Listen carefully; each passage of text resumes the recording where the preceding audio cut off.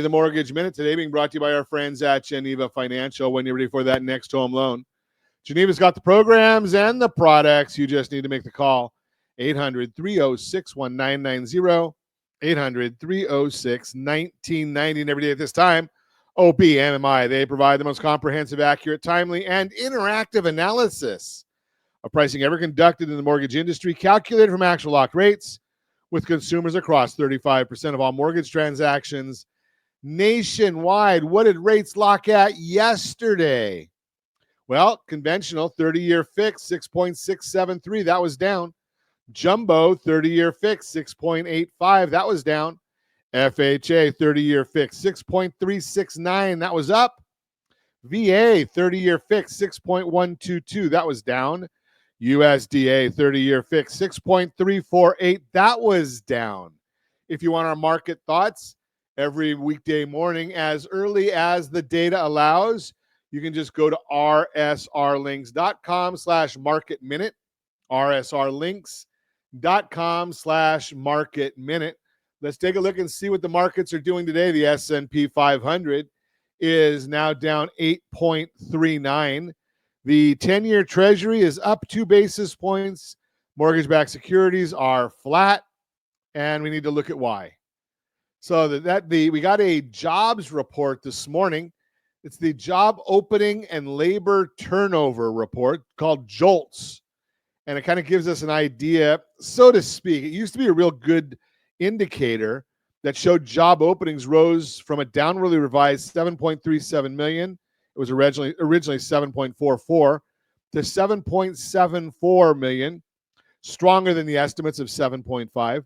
Quit rate increased from 1.9% to 2.1%, bouncing slightly higher from the lowest levels since 2015 when removing COVID.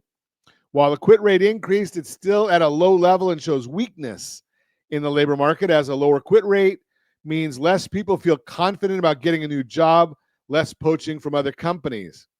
Hiring rate fell 3.5% to easy for me to say, from 3.5% to 3.3% after a decline of 269,000 hires in October, lowest hiring rate since 2013 when removing COVID.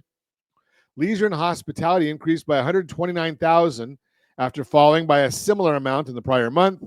And the vacancy to unemployment ratio, which the Fed looks at for health of the labor market and compares the job opening to number of unemployed, is at 1.11. There's a big decline from the peak above 2% and shows a labor market that is cooling. Now, why did I say the JOLTS number is not quite as important or as accurate as it once was? Well, it's because people are doing work remotely. So before, where somebody wanted someone to work in Los Angeles, well, they would post that JOLTS report or that job opening in Los Angeles. Now with remote working, people, if it's a remote job, it could be reported it could be promoted in Los Angeles, and maybe it's promoted in Idaho, and maybe it's promoted in Tennessee. So there's multiple postings in many instances. As I mentioned to you, Fed Governor Waller spoke yesterday, sounded dovish on rate cuts. Dovish means go in favor of. Hawkish would mean against, but dovish on rate cuts. He's a voting member and one of the most influential Fed members. He said that right now he is in support of a December 18th cut. The evidence is strong that policy continues to be significantly restrictive, and that cutting again will only mean that we are not pressing on the brake pedal quite as hard. I expect rate cuts to continue over the next year until we approach a more neutral setting of the policy rate, unquote. It not only sounds like Waller wants to cut in December, but that he would be supportive of additional cuts next year to get the Fed to a more neutral stance. After his comments, odds of a rate cut in December have increased to 75%.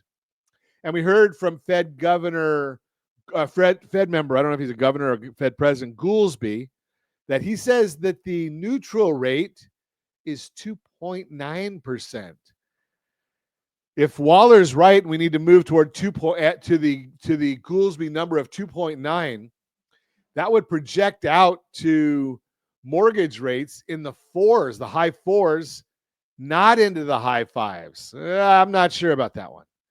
CoreLogic Home Price Index reported that home prices essentially flat in October, which is stronger than the 0.1% decline they forecasted. Appreciation gains have clearly slowed, as they always do at this time of year due to seasonality. Year over year, home prices are up 3.4%, which is unchanged from the previous report. CoreLogic forecasts that home prices will be flat in November and rise 2.4% over the next 12 months, which is likely conservative.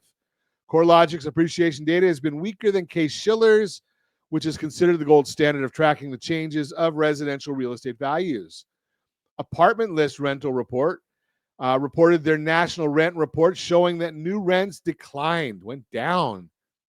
New rents, 0.8% in November, are down 0.6% year over year. Clearly, rental prices are cooling, as we typically see during this time of year, but year over year it was less negative because we saw even bigger declines this time last year.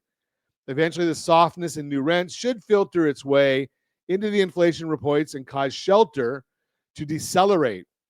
And remember, the shelter component of CPI is about 45%. It's about 27% on the Fed's favorite measure, the Personal Consumption Expenditures Report. That is the Mortgage Minute, brought to you by our friends at Geneva Financial. When you're ready for that next home loan, Geneva's got the programs and the products. You just need to make the call, 800-306-1990, 800-306-1990.